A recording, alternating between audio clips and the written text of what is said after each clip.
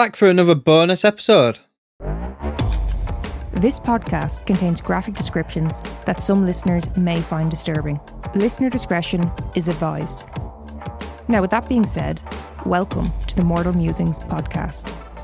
Right, let's do this.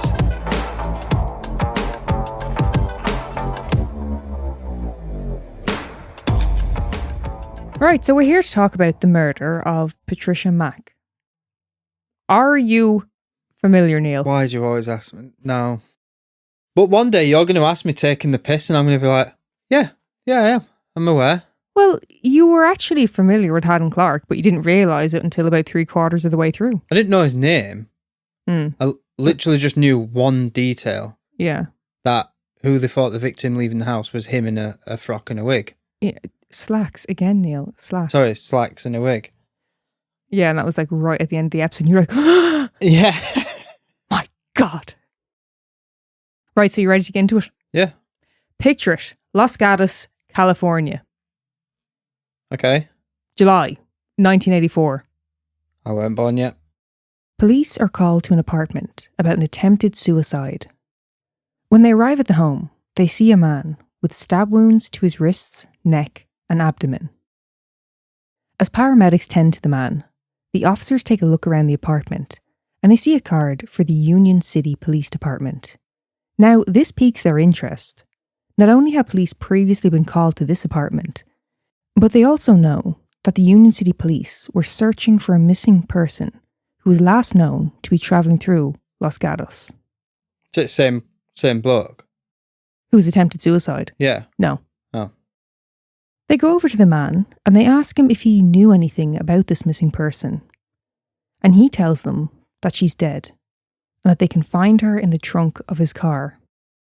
They're asking about a bloke? No. Oh, I thought you said a bloke. Missing person. Oh. So, naturally, it's piqued their curiosity. Mm. So they head out to his car, a red Datsun 200 SX.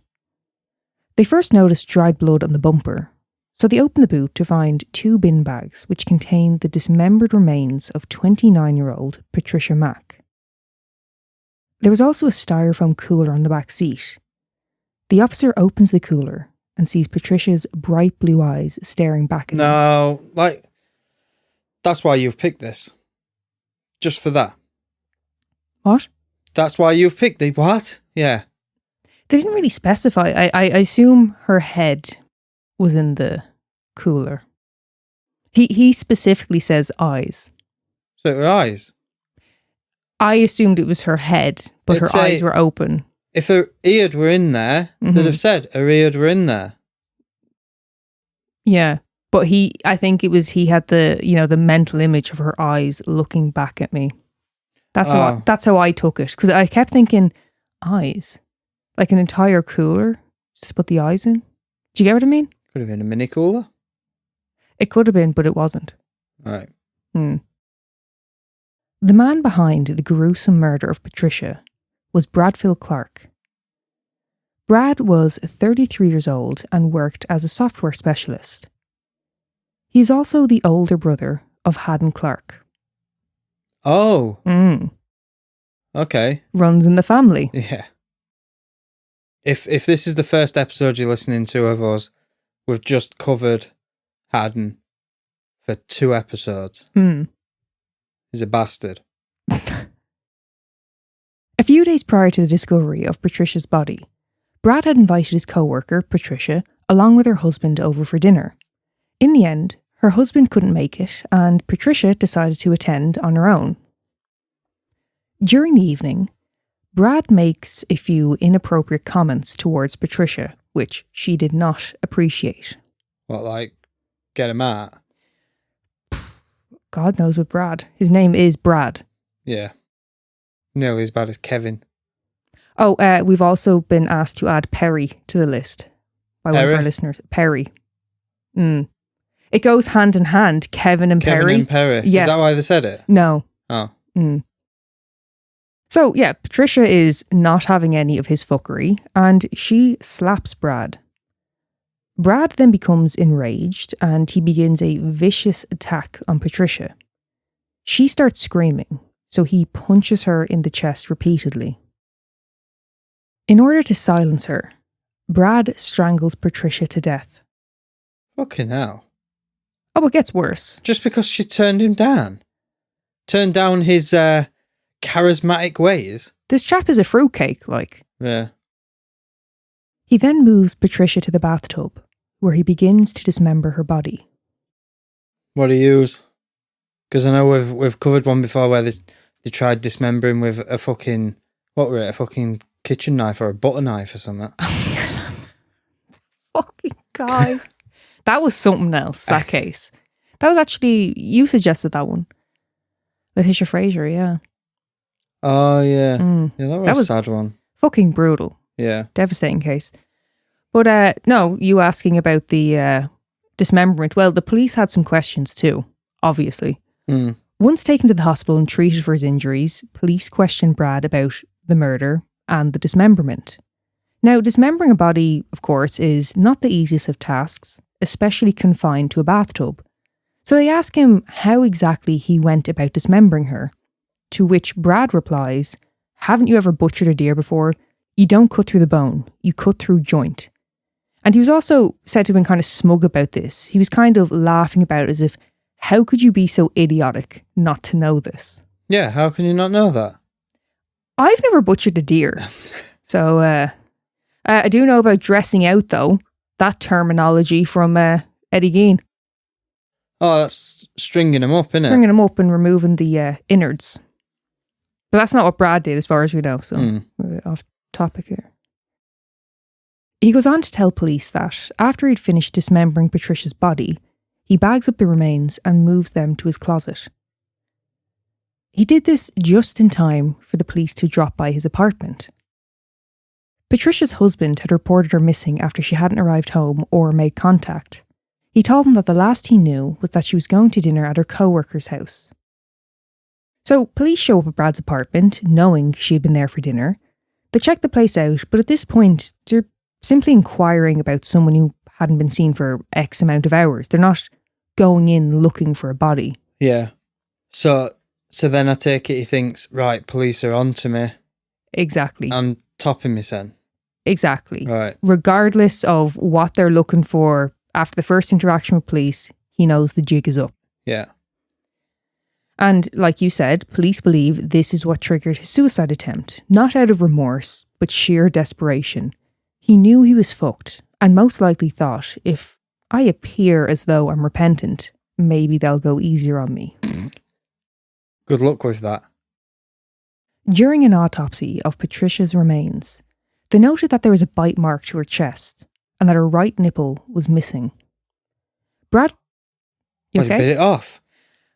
Well, Brad confirmed that he had removed her breast, as he did not want them to be able to identify him through the bite mark. But they were never able to recover that part of her body, and Brad never confirmed what he had done with the breast that he had removed. It's kind of assumed that Brad had cannibalized this part of her body. Fucking hell. Given that Brad was fairly forthcoming with information, it made the job of obtaining a conviction quite a straightforward process. For the murder and dismemberment of Patricia, Brad was convicted of second-degree murder. He was sentenced to 15 years to life for the murder and a further 3 for mutilation, which he is currently still serving. I'd be quicker to believe he flushed it down the toilet rather than he ate it. It's a bit of a jump. The reason why I kind of would, because I agree with you, people like to kind of lean into the goriest, most gruesome side. Yeah. The reason why I'd be quicker to believe it is that he admitted to what he'd done, even how he dismembered her. Why wouldn't he just admit that, yeah, I flushed down the toilet, whatever? Whereas cannibalizing is kind of like a step up. He may not want to. Okay. That's kind of, yeah. Right. I can believe it. What, do you know him? Not personally, no. Well, then you can't jump. I don't the associate gun. with people called Brad, generally speaking. Okay, yeah. Jeffrey. See, I can't see someone called Brad being a cannibal. I can see him more crying into the mum's skirt. Crying into their mum's skirt? Yeah. What exactly do you mean by that? Just sobby little wet wipe. Mama's boy, like. Yeah. I don't think of like that way. I kind of just think of like a proper like douchebag guy. Like treats you like shit and then gaslights the fuck out of you. Can't see a Brad being a cannibal. I can see it. Bradfield, how does that work for you? Bradfield. Yeah, now the cannibalistic tendencies are coming through, aren't they? As you can imagine, Jeffrey Clark, Haddon and Brad's younger brother, has been deeply affected by both of his siblings' crimes. And he's keeping an eye on him. Oh, Jeff over there. Yeah, I'd be keeping an eye on him and all now. I'm a bit wary of the name Jeff as well. But no, I can fully understand. He has been, it's a lot of trauma to deal with. Mm. Your family are kind of just... Yeah, out there. Doing bad things. Mm. Well, Jeff has decided to distance himself from both of his brothers, and he no longer visits or engages with them at all. Should never have. What do you mean he should never have? He should never have gone and visited him. Fuck him. But I know what you're saying, and in an ideal world, we can just cut off. Got his own kids. What's that got to do with it? You don't want to be associating with them. No, I'm just saying. Associating with them, that riffraff. I get what you're saying, but it's easier said than done, isn't it? No. Very easy. Are you trying to tell me you've never had someone in your life who's done or said something bad and like you found it a bit hard to just cut them off? Okay, there's doing something I'm not bad. saying to this extent. That's what I mean. There's doing something bad and then there's this. But you had a friend who had been to prison. I did. You were still friends with him. No, I know you're not friends with him now. You've, gone on with your lives, different directions and shit. But when he actually went down, he was innocent. Well, that's what he said, yes. No, I do think it is a fair point. It's, it's easier said than done to just remove someone from your life. Mm. No? I would. I wouldn't find it difficult.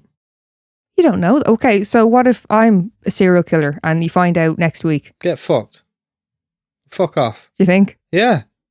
I don't think you would.